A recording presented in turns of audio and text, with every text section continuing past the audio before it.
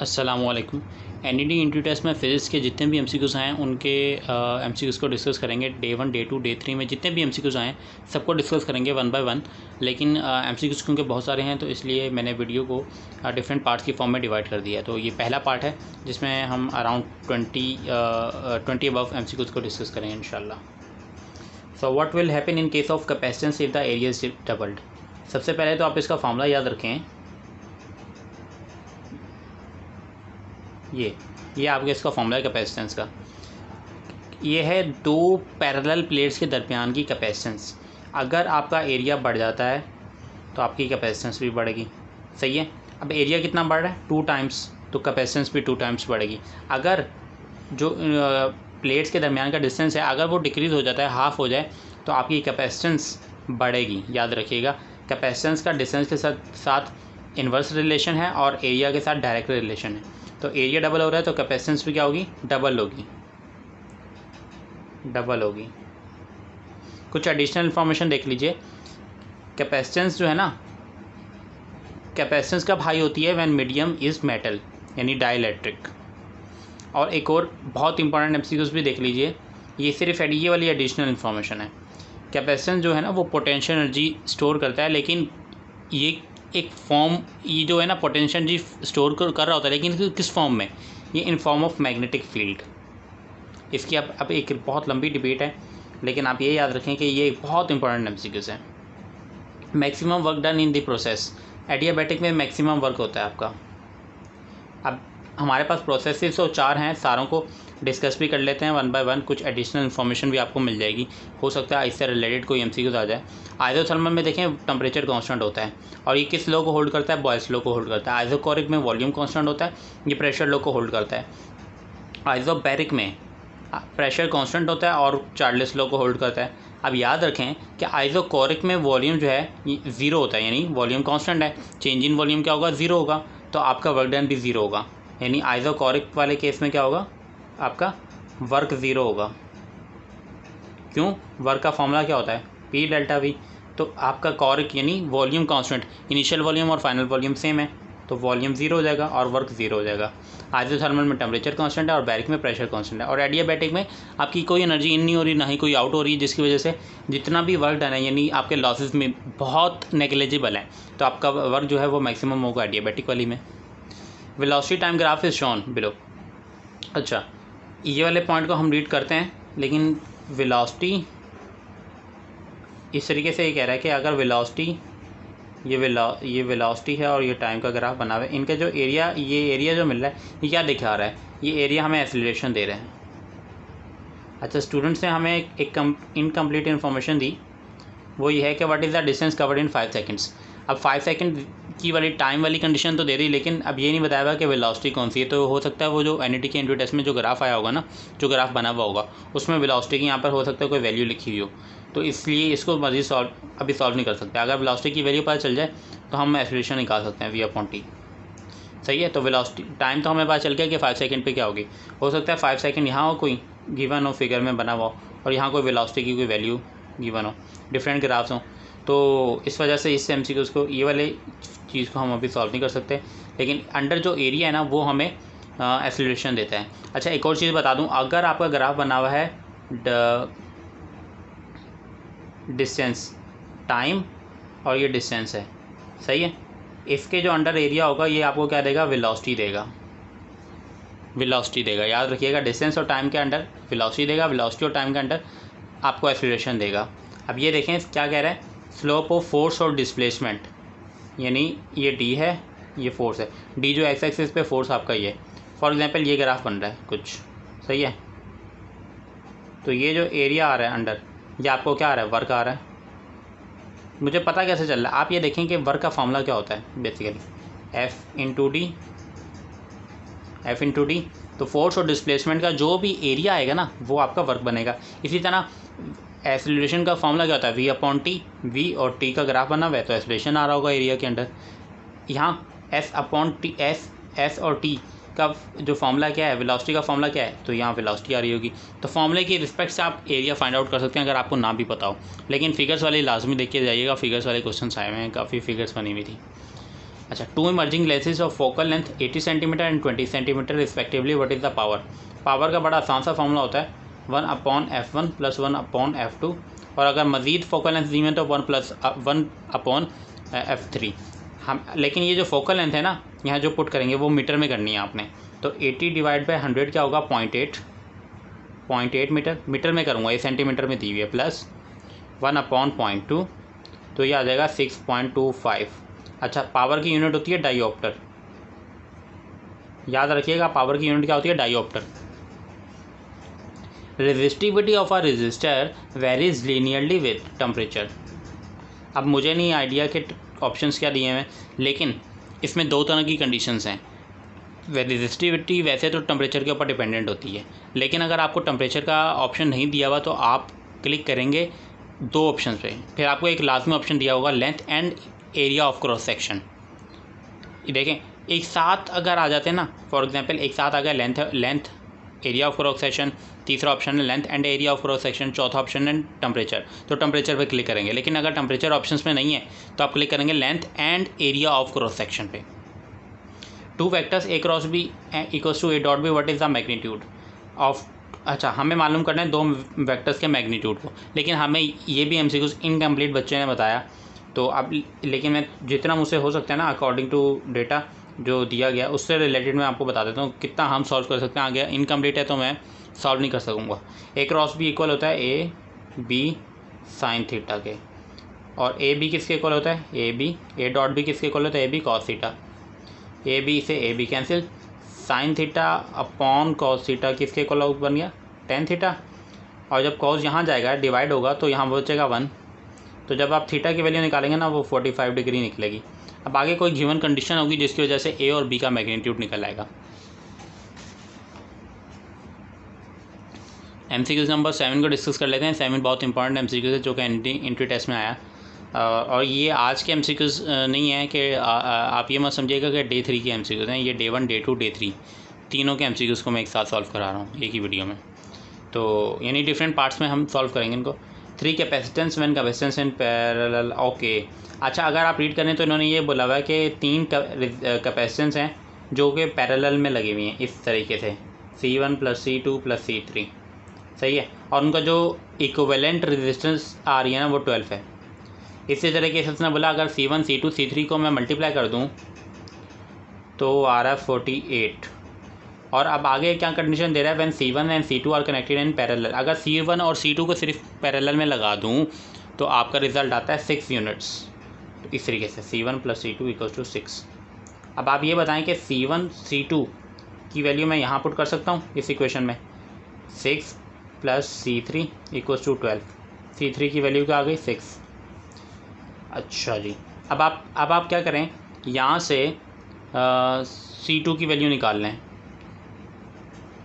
C2 की हो जाएगा 6 - C1, और इसमें पुट करें C1 × 6 - C1, और C3 की वैल्यू पता है ना हमें 6 और 48 है, 6 8 = 48 हो गया, ये हो गया 8 C1 6 C1 - C1 का स्क्वायर। जब आप इसको सॉल्व करेंगे ना तो C1 की दो वैल्यूज़ निकल रही होंगी 2, 4। जब आप 2 पुट करेंगे तो C2 की वैल्यू आएगी 4, और जब 4 पुट करेंगे तो 2 आएगी। अब आपके पास डिपेंड करता है कि नंबर ऑफ़ ऑप्शंस क्या दिए हुए हैं। अगर तो ऑप्शंस ये दिए हुए हैं 2, 4, 6, यानी C1 C2 C3, C2 की वैल्यू 2 पुट की तो क्या आया? 4 आया C2, और C3 तो है ही 6, तो ये फिर इस पर क्लिक करेंगे। लेकिन अगर एक और ऑप्शन दिया हुआ है, यही अगर दिए होंगे तो दोनों ऑप्शन दिए होंगे, वरना इनमें से कोई एक ऑप्शन दिया होगा, तो ये दोनों ऑप्शन सही हैं। 4 पुट करेंगे तो 2 आएगी C2 की वैल्यू क्या आएगी? 2, और C3 तो कांस्टेंट ही है, 6 ही आ रहा है वो, तो ये दोनों ऑप्शन सही हैं। दोनों में से या तो कोई एक दिया होगा या दोनों दिए होंगे। इम्पीडेंस ऑफ अ सर्किट बहुत अच्छा MCQ है। इम्पीडेंस को Z से शो करते हैं, और इसका फॉर्मूला ये होता है Z = VI, सही है। और इस इम्पीडेंस के लिए एनर्जी अगर निकालनी हो तो आप क्या करेंगे? Z × I को आप मल्टीप्लाई कर देंगे। Z आपकी इम्पीडेंस है। अब याद रखें इम्पीडेंस की यूनिट क्या होती है? रेजिस्टेंस की जो यूनिट होती है वही इम्पीडेंस की यूनिट होती है। इम्पीडेंस की यूनिट होती है ओहम। क्या यूनिट होती है? ओहम, याद रखिएगा। Length of astronomical telescope, length का फॉर्मूला बड़ा आसान सा है, FO + FE। Objective focal length eyepiece focal length, और इसकी मैग्नीफिकेशन का भी देख लें, FO/FE। ये पूछा हुआ नहीं है, एडिशनल इन्फॉर्मेशन आपको बताई, लेकिन ये वाली आपने याद रखनी है, लेंथ ऑफ एस्ट्रोनॉमिकल टेलीस्कोप, ये पूछा गया है। If mass and speed is double, formula लिखें बस आप सबसे पहले, mv² / 2 होता है ना, तो मास हो रहा है डबल तो 2m लिखूँगा, और v स्पीड भी डबल हो रही है तो 2v लिखूँगा, और क्योंकि ये फॉर्मूला ये होता है mv² / 2, यानी v की जगह 2v लिखूँगा और डिवाइड बाई 2। अब आप देखें ये 2 का स्क्वायर क्या हो जाएगा 4 × 8, और mv² / 2 वही बन जाएगी काइनेटिक एनर्जी, और ये बन जाएगी कितने 8 टाइम्स आ रही है, यानी आपका 8 टाइम्स इंक्रीज हो रही है ये। If resistance of a galvanometer is this shunt, अच्छा MCQs को आपको तो रीड करते जाइएगा, मैं इसलिए बहुत फास्ट में लेके चल रहा हूँ ताकि जिनका ज़ाहिर इस वक्त तो काफ़ी बच्चों की तैयारी हो चुकी होगी, बस वो उनके आंसर वेरिफिकेशन होते रहें और मेथड पता चल जाता है कि किस तरीके से सॉल्व करना है। तो हमारे पास बेसिकली वैसे डायग्राम ये है, G लगा हुआ है और ये शंट रेजिस्टेंस लगी हुई है। अगर मैं इनको दोनों पैरेलल लगे हुए हैं, अगर रेजिस्टेंस में जब पैरेलल लगे हों तो कैसे सॉल्व करते हैं, 1/G हो जाएगा, सही है, 1/G + 1/S, सही है। हम गैल्वानोमीटर की रेजिस्टेंस को फाइंड आउट कर रहे हैं ना। अभी सिर्फ मैं ये क्वेश्चन पे नहीं आया, अभी मैं सिर्फ इसको सॉल्व कर रहा हूँ। जब मैं इसको सॉल्व करूँगा तो ये आएगा GS/G + S, S+G।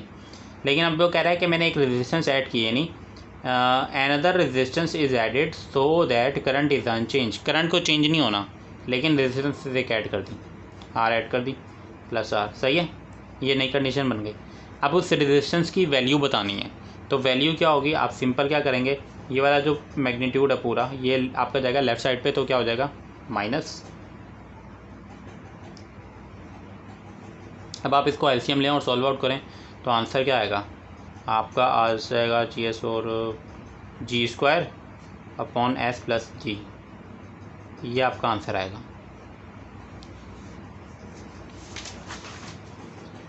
आगे आगे आगे जो MCQs हैं उनमें बहुत ज़्यादा इन्फॉर्मेशन देने वाला हूँ आपको, फोटो इलेक्ट्रिक इफेक्ट की मेन पॉइंट्स आपको बताने वाला हूँ। अच्छा, बच्चों ने आज की इस MCQs में गलती की, वो गलती क्या है वो भी बता देता हूँ। R1 P दिया हुआ है, R2 दिया हुआ है और फोर्स दी हुई है आपको। अब आप इस MCQs में क्या करेंगे, R2 - R1 कर लें, R2 - R1 कर लें, R2 - R1 करेंगे तो क्या आएगा 4 - 2 2i, -2 + 3j + j, -4k -k 5k -5k, और फोर्स तो आपको दी गई है। अब आप इसमें ये नहीं कर सकते F × R, ये नहीं लगा सकते। देखिए वो जब ये F × R तब लगता है जब आपने वर्क मालूम करना होता है। क्यों, वर्क का फॉर्मूला क्या होता है F × D, और D क्या R ही है आपका, लेकिन आपको यहाँ पे मूवमेंट फाइंड करना है, याद रखिएगा। और मूवमेंट का फॉर्मूला क्या होता है F × R, यानी आपको यहाँ पे क्रॉस लेना है, यहाँ डॉट प्रोडक्ट था या क्रॉस प्रोडक्ट है, तो आपको पूरा मैट्रिक्स बनाना पड़ेगा I J K, यहाँ R की वैल्यूज़ रखनी पड़ेंगी, बिल्कुल R की वैल्यूज़ रखनी पड़ेंगी 2 1 -5, और F की वैल्यूज़ क्या थी 2 -6 -2, ये वैल्यूज़ आपने रख दी। अब आप इस मैट्रिक्स को सॉल्व करेंगे तो आपका I और J और K की फॉर्म में आंसर आ रहा होगा, तो वो आप खुद सॉल्व कीजिएगा।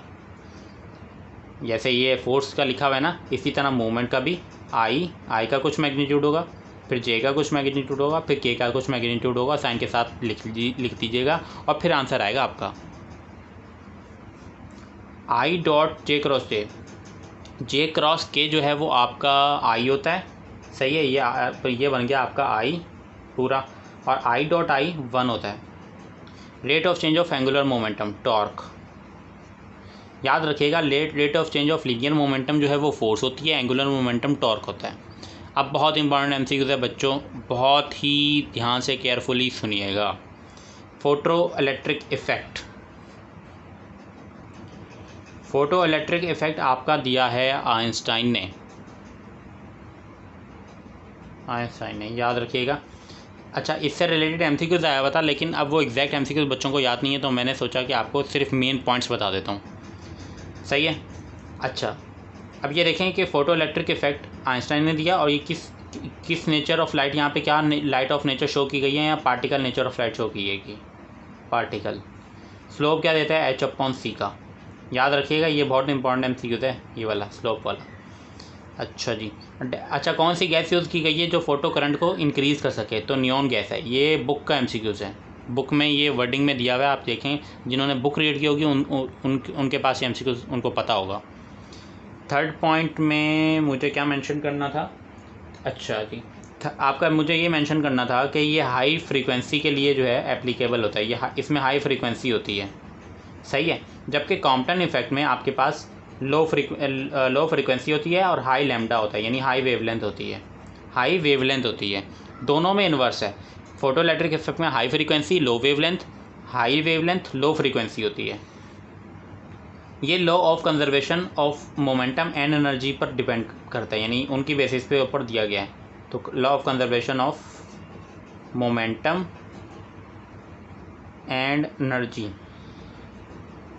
की बेसिस के ऊपर कॉम्पटन इफेक्ट दिया गया है। ये भी पार्टिकल थ्योरी को जो है वो पार्टिकल नेचर ऑफ लाइट को शो करता है, सही है। तो और अच्छा जी, ये फोर्थ पॉइंट अब मुझे याद नहीं आना मैंने फ़ोटो क्यों लिखा। मे बी जब मैं लिख रहा हूँ तो कुछ मुझे याद था कि मैंने बताना है, लेकिन अभी इस वक्त मेरे रेंज से निकल गया। जैसे ही अगर मुझे याद आता तो मैं बता दूंगा। आगे के पॉइंट्स देखें, अब इन पे स्टार बने हुए हैं। ये MCQ आए नहीं है, लेकिन मेरा जो है ना मेन गोल आपको बता दूँ, ताकि मे बी नेक्स्ट MCQs में जिन बच्चों के हैं ऐसा ना हो कि आ जाएँ। जब भी आपकी B की value is greater than R होगी, अब ये B क्या है, R क्या है, ये आप सब अब आप इतना कॉन्सेप्ट होना चाहिए, लेकिन नहीं मालूम तो फिर बुक रीड करें। बस मैं इनका मेन जो है ना वो आपको थीम बता देता हूँ कि जब भी B ग्रेटर देन R होगा तो आपका फोटो इलेक्ट्रिक इफेक्ट होगा, फोटो इलेक्ट्रिक इफेक्ट होगा, सही है। B approximately equals to R हो या B इक्वल्स टू R हो तो कॉम्पटन इफेक्ट, सही है। और B लेस देन R हो, B लेस देन R हो तो पेयर प्रोडक्शन। अच्छा, याद रखें पेयर प्रोडक्शन में होता क्या है, पेयर प्रोडक्शन और एनहिलेशन ऑफ मैटर में फ़र्क क्या है।